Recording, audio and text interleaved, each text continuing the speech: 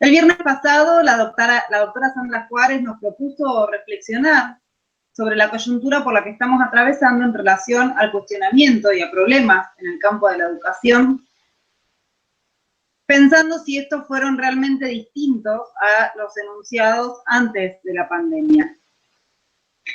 En esta tentativa que hace el doctorado por comunicar los saberes construidos durante los desarrollos de la tesis, por reeditarlos, procuramos trazar redes entre la comunidad educativa y la comunidad científica, redes que debemos poder fortalecer y lograr consolidar en pos de generar algunas reflexiones que nos permitan revisar el campo educativo.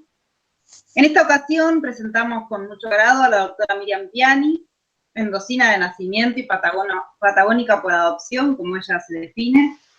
La doctora ha desarrollado su trayectoria docente en los distintos niveles del sistema educativo de las provincias de Mendoza, Santa Cruz y Río Negro, así como en el Instituto de Formación Docente de Bariloche.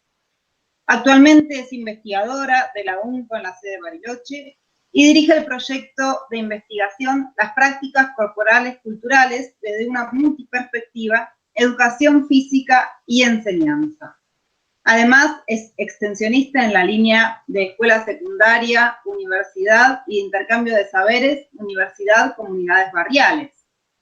Y ha sido autora de los libros Enseñanza, Arte, Juego y Naturaleza, Otra mirada para la escuela, y Evaluación, Representaciones, Prácticas y Formación, Investigación Educativa en el Territorio de la Escuela. Su tesis de doctorado fue defendida en el año 2018, titulada Desde la formación de formadores hacia la transformación socioeducativa, rescate de huellas de experiencias en construcción de las subjetividades, la cual fue dirigida por el doctor Juan Ducuen. El título de la conferencia de Miriam Piani es Las experiencias educativas en tiempos de pandemia, escenarios y subjetividades políticas. Como reiteramos en las exposiciones anteriores, tendrá un tiempo de unos 15 minutos aproximadamente, y luego habilitaremos el intercambio a través de las preguntas que quieran hacer quienes están compartiendo con nosotras este diálogo entre textos y contextos. Miriam, te damos la bienvenida. Para comenzar esta charla quisiera agradecer a Luciana, Pablo, Ariel, Silvia y Juan, que posibilitan a través de este espacio la difusión de nuestras tesis, poniéndolas en vigencia al hacerlas dialogar con el contexto actual, devolviendo de alguna manera lo mucho que la universidad pública y el doctorado nos han dado. Recuperaré para empezar el triángulo de afectación recíproca construido desde la tesis y formados por las experiencias educativas, los escenarios pedagógicos y los procesos de construcción subjetiva y de subjetivación política como aprendizaje adicional.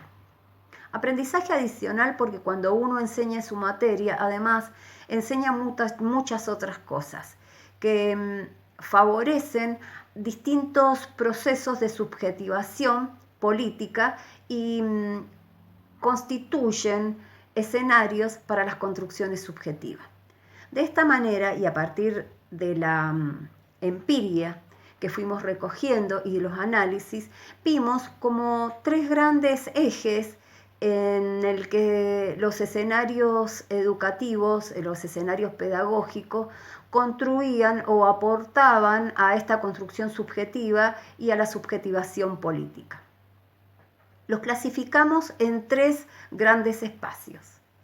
El espacio de la reproducción colonizadora, como le llamamos, el espacio de frontera y el espacio de transformaciones decoloniales. Estos espacios se iban, de acuerdo a lo que íbamos comprendiendo, iban sucediendo a partir de determinadas experiencias y prácticas. Para el caso de las reproducciones colonizadoras, vimos que los sujetos estudiantes pasan por tránsitos profundos en relación a las experiencias, algunas experiencias que viven en la escuela. Estos tránsitos profundos hacen que cuando las estén contando cambien sus corporalidades, como sacar gestos que hablan dramáticamente de las experiencias que vivieron. Nosotros llamamos a este conjunto de experiencias, al igual que experiencias de las que pasaron en las prácticas, experiencias hermenéuticas educativas. Estas experiencias hermenéuticas educativas para los estudiantes fueron a través de lo que ellos mismos significaron y que nosotros lo denominamos con el nombre, la categoría de humillaciones escolares. Además, en este gran espacio reproductivo encontramos otras categorías que tenían que ver con escenas de aprendizaje y de prácticas. Esto pasaba por los tiempos escolarizados y el poder maquillado. En la zona de frontera estaba formada por experiencias que, si bien en sus relatos parecían experiencias de ruptura en función a un orden hegemónico, colonizador, en términos de imposiciones de lógicas, cuando nosotros fuimos a los relatos, vimos o que los estudiantes y las graduadas y los graduados no los tenían como huella, incluso repreguntando, o bien eran a la narrativa del docente, eran espacios que tenían elementos muy potentes para la ruptura. Sin embargo, cuando fuimos a leer, a destramar la arquitectura del discurso, vimos que estos espacios de ruptura aparente, en los diálogos, en las narrativas, tenían serias contradicciones y tensiones, lo que hacía que parecieran una cosa y eran otra. En el último espacio, como traje hace un momento, era el espacio de las transformaciones decoloniales. Estos espacios son potentes en relación a la subjetivación política. Son espacios que incluyen otras lógicas, no solamente inclusivos en términos de la otredad, sino de las lógicas que circulan. Dos categorías nos parecieron fundamentales en estos espacios. Una, las construcciones decoloniales, como construcciones metodológicas decoloniales, que surgieron de experiencias hermenéuticas educativas.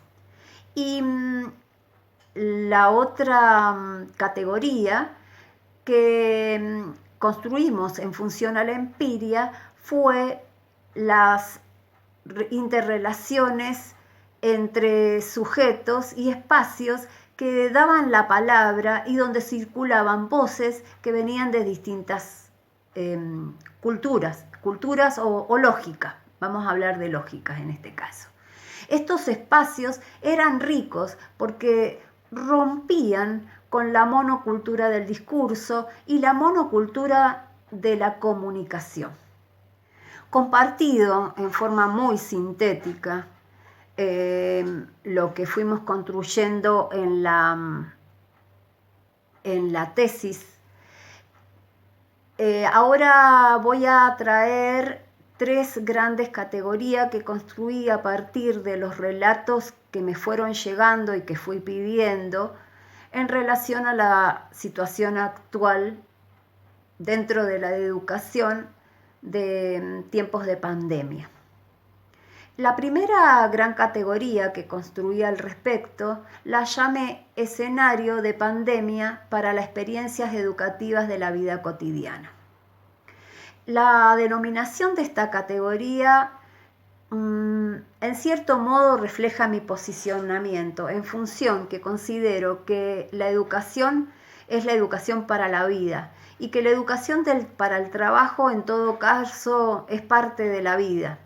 Entonces, en relación a lo que nos está pasando, que es un acontecimiento, nadie lo había planificado y como dicen algunos, nos dejaron pedaleando en el aire, creo que es una oportunidad para esto que tiene que ver con la afectación empática.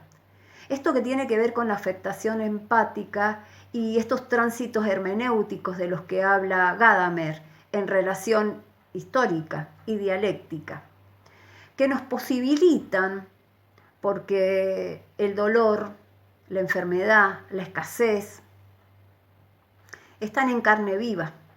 Nos posibilita que nos dejemos afectar como sujeto y podamos transitar empáticamente esta contingencia. Quisiera ahora ir al momento en que empezó todo esto, cuando el barco zarpó, le digo yo, cuando no habían muchas palabras para nombrar lo que estaba sucediendo. Aparecieron entonces, en lugar de estas palabras, representaciones y sobre todo emociones, como el miedo, la angustia, la incertidumbre, las inseguridades, incluso preguntas existenciales, porque no sabíamos qué nos estaba pasando. Y a esto se agregó la incertidumbre política y social, que aún estamos tejiendo todo esto. Sobre dónde nos lleva este barco. Y acá quiero hacer mi primer lectura y traigo algunas preguntas al respecto. ¿Qué hicimos y qué hacemos con nuestros miedos, con nuestras frustraciones, con la cantidad de emociones y pensamientos que tenemos, que nos interpelan y nos siguen interpelando? ¿Qué pasó con las formas acostumbradas de ser, estar, hacer en el mundo, el hábitus? ¿Qué habíamos aprendido y dónde para enfrentarnos a esto? Mientras que pensaba en esto, se me vino un texto a la cabeza que el autor decía que lo más importante que aprendió él en su vida lo aprendió en el jardín de infantes.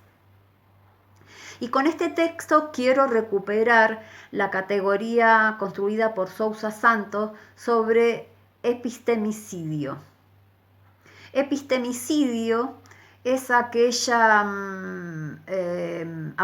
que deja fuera como posibilidad epistémica otros saberes, otras lógicas. En este sentido, lógicas de otras culturas, de otros grupos sociales. Y traigo también los análisis de Eisner, que habla que deja fuera, en relación a la cantidad de horas que le da el sistema educativo, al pensamiento artístico. No solamente en relación a las horas que le da, sino con el formato que tiene la escuela. La escuela y las instituciones de formación formales. En este sentido, pensaba, otras culturas con sus saberes, por ejemplo orientales, la meditación, que es algo que conozco, podría llegar a haber aportado mucho y puede aportar mucho. O saberes que vienen más del occidente, como la educación emocional. Sin embargo, ni saberes de otras culturas, y no he nombrado todas, porque no conozco nada más que aporte en este debate, sino que he nombrado la oriental y lo que conozco de la occidental. Podrían ser herramientas, mas no están en los currículum. Esto en el sentido del análisis de Sousa Santos, en cierta manera es un epistemicidio.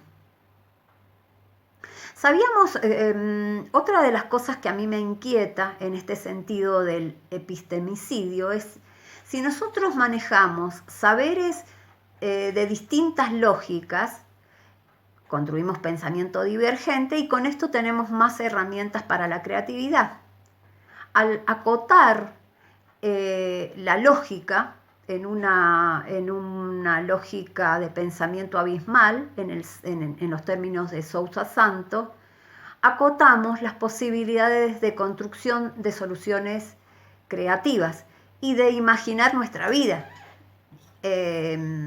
Entonces recuperé un fragmento de Don Quijote que visibiliza en forma muy metafórica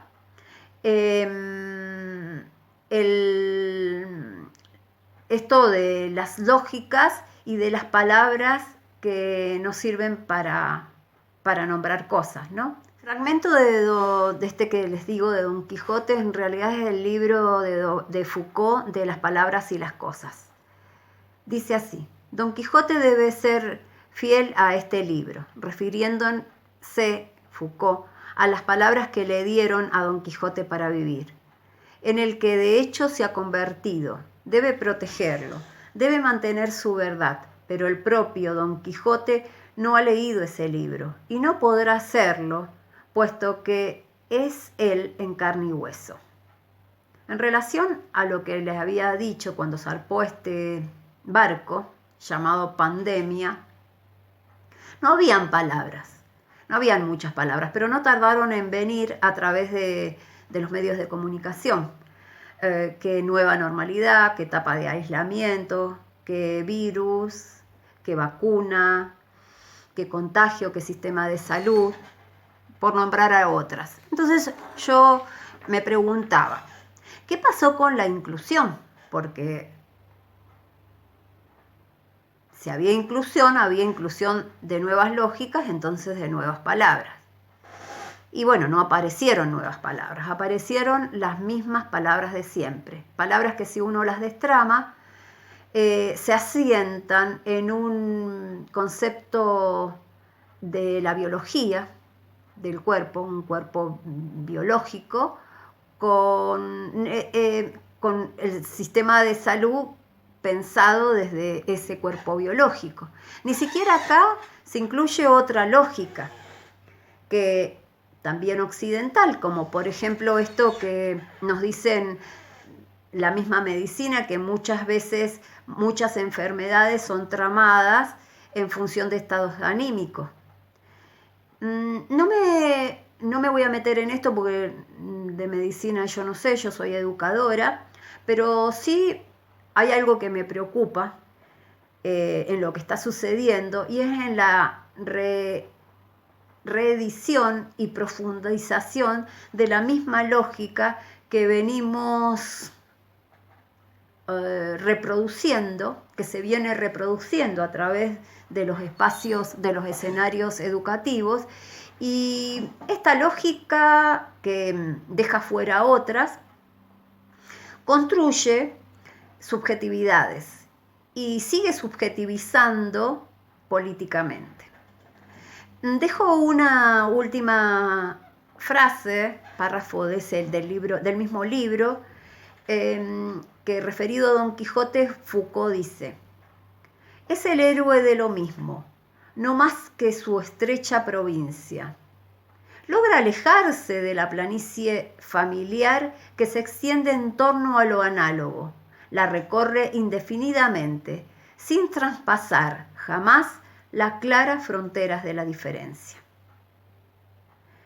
La segunda categoría que construí en función a los relatos que me llegaron de muchos lugares del país, con gente docente, padres, madres, estudiantes, la llamé escena de lo institucional para las experiencias educativas. Si hay algo que sí sucedió, fueron que las instituciones se movilizaron. ¿Qué hacemos? Tanto las educativas como las gubernamentales. Y era lógico porque, en general, la lógica de las instituciones está dada en el hacer. Algunas tomaron un tiempo, como la institución donde yo trabajo, el CRU, donde soy docente e investigadora. yo critiqué, y sí, porque el hacer, también Don Quijote. Más con el tiempo me di cuenta que era necesario parar la pelota y que esa decisión en ese momento fue la correcta, la oportuna. Todos a lo virtual era la consigna y sigue siendo la consigna. Ahora, no estoy desvalorizando lo virtual, por favor. No quiero decir eso. Pero mi planteo viene en otro sentido, en el sentido de esto que les contaba de epistemicidio. Y no voy a hablar ahora de lógicas otras, sino que voy a hablar de las lógicas disciplinarias incluso, o de campos de conocimientos distintos a los que se pueden dar a través de este medio. ¿Por qué? Porque se aprende a través de procesos que tienen que ver con la práctica, que tienen que ver con un saber hacer, con la motricidad, en el encuentro con otro, porque acá hay un encuentro, pero hay un encuentro de imágenes. Según Damasio, con sus investigaciones, pasan otra cosa cuando nos encontramos. Él no habla del encuentro, él habla de lo que pasa con el cuerpo en relación a la vida. Entonces, ¿dónde están los relatos de corporalidad más allá de la imagen? Porque la corporalidad también tiene la imagen. Pero como diría Damasio, hay indicadores somáticos. Sentimos lo que nos pasa, además de vernos, de escucharnos. Sentimos con otra cantidad de sentidos. En este sentido, me pregunto, cuando un lenguaje avanza a costa de otros, ¿qué es lo que sucede? Bien, pero más allá de esta discusión que merecería mucho más tiempo, pero acá la termino, por tema de tiempo, también pasó la contención entre los docentes, entre las docentes. También pasó la contención que supimos tejer para nuestros estudiantes en estos tiempos de pandemia. Yo me preguntaba, siendo profesora de la formación de formadores, ¿qué es lo que estábamos enseñando? Y yo creo que lo que en la formación de formadores, lo más fuerte que estamos enseñando pasa por el aprendizaje adicional, por esta subjetivación política, que es cómo habitamos nuestro rol docente, cómo habitamos el rol docente. Más allá de estas lecturas auspiciosas, por decirle un nombre, por ponerle un nombre, también recibí relatos como que los puedo sintetizar en una frase que encontré en una producción de un compañero, que dice, de un estudiante secundario, que dice: los docentes se ceban en dar actividades. Bien, ¿qué pasa entonces con el tiempo acá? ¿Qué pasa con las relaciones de poder? ¿Y qué pasa en la universidad con los grupos de estudiantes que han entrado a primer año, donde que ni siquiera tienen este proceso de alfabetización universitaria y no tienen referentes en su casa que hayan pasado por este nivel y que son los más? De hecho, las estadísticas dicen que son los más. ¿Qué quiere decir que los docentes se ceban? Tiene que ver con el tiempo. Bueno, ¿qué pasa con el tiempo de los estudiantes, de las estudiantes y nuestros tiempos? Hay muchos docentes que me cuentan de distintos lugares del país que les llegan mensajitos de WhatsApp hasta las 2 de la mañana. ¿Qué pasa con eso? ¿Qué pasa con eso? ¿Qué pasa con la significación que le estamos dando al tiempo? Yo me sorprendí mucho cuando vi unos cuadernillos de Nación que estructuraban el tiempo por día, las clases, los temas por día. Además había un horario en algunos cuadernillos que decía de tal hora a tal hora tal materia, de tal hora a tal hora tal otra materia, de tal hora a tal hora lavarse las manos. Y seguía así. Y yo decía, wow, cuando tenemos la posibilidad de vivir el tiempo desde otros lugares, desde poder conocernos en nuestros ritmos de tiempo, desde poder descubrir la vitalidad del tiempo en relación a qué hago con mi tiempo de vida, mi tiempo vital, que nos hablan otras culturas de esto, vuelvo de nuevo, o otras culturas u otros paradigmas dentro de nuestra cultura occidental, vuelvo de nuevo a escolarizar el tiempo, y esta vez el tiempo de adentro de la casa. Hay niños incluso que cuando están adentro de la casa, los tiempos pasan por otros lugares, por lo cotidiano de la casa. Hay niños, todos los niños. Bien. Y acá vuelvo a una de las categorías de la tesis que tiene que ver con el tiempo escolarizado. Ahora no solamente dentro de la escuela, sino dentro de la misma casa. La última categoría que pude construir con la empiria que me llegó fue la de los escenarios de experiencias educativas para la vida cotidiana. Hasta ahora hablé del epistemológico, de la colonización del tiempo, de las construcciones hegemónicas, etc. Ahora voy a hablar de la accesibilidad. ¿Qué pasa en la vida cotidiana con las experiencias educativas en relación a la accesibilidad? Bueno, más allá de las estadísticas que circulan, los relatos hablan de que no todos, incluso no todos los docentes, no todas las docentes, tienen buenas conexiones y tienen conexiones a Internet. No todos los docentes, ni todas las docentes, tienen la posibilidad de comunicarse con sus estudiantes a través de Internet, porque hay estudiantes que ni siquiera tienen teléfono y ni hablar de computadoras, ni siquiera tienen electricidad.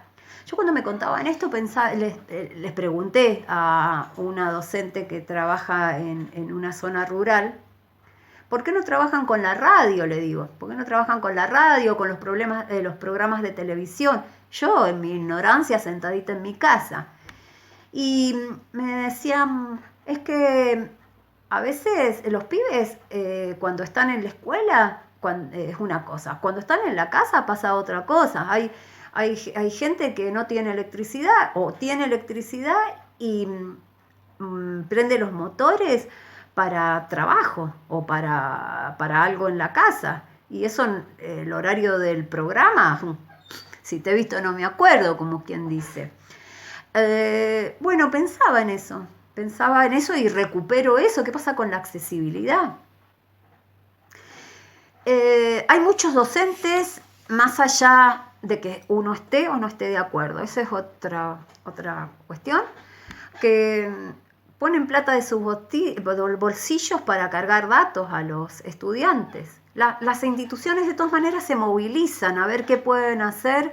Esto ya lo dije antes y también en lo cotidiano se ve. Por ejemplo, hay directores que con maestros arman tareas y cuando llevan los módulos, los directores les llevan la tarea. Y yo pregunté, y hay muchos chicos que lo devuelven, y me decían, y no hay, la mayoría no la devuelve la tarea. Bueno, ¿qué pasa con esos grupos sociales? ¿Qué pasa con esos grupos sociales? Y yo como madre me puse a pensar qué pasa con los padres cuando no los pueden ayudar a los chicos en la tarea.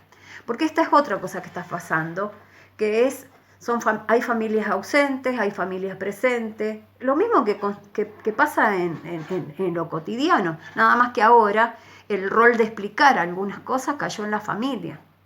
Esto es como para analizar un poco más, ¿no? ¿Y qué pasa? ¿Qué pasa con todo esto de la accesibilidad? Y yo creo que pasa lo mismo que estaba pasando antes, nada más que en este momento se puso en evidencia y fuertemente en evidencia, ¿no?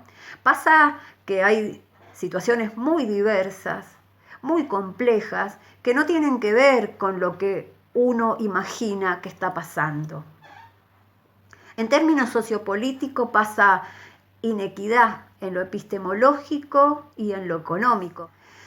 Bueno, no mucho más que aportar en esta charla en relación a esto, pero sí mi deseo. Yo deseo que esta experiencia social que estamos viviendo se canalice en un verdadero cambio de paradigma, pero no por uno virtual, porque para mí es profundizar, y de hecho se está viendo, y de hecho en esta charla tuvimos un corte porque no había buena conexión, o sea que se pone en evidencia, por eso la grabación, sino de una manera de ser, estar y hacer en el mundo, escuchando a otras voces, incorporando otras lógicas que no sea la lógica de la monocultura, como le llama Moreira y Goy,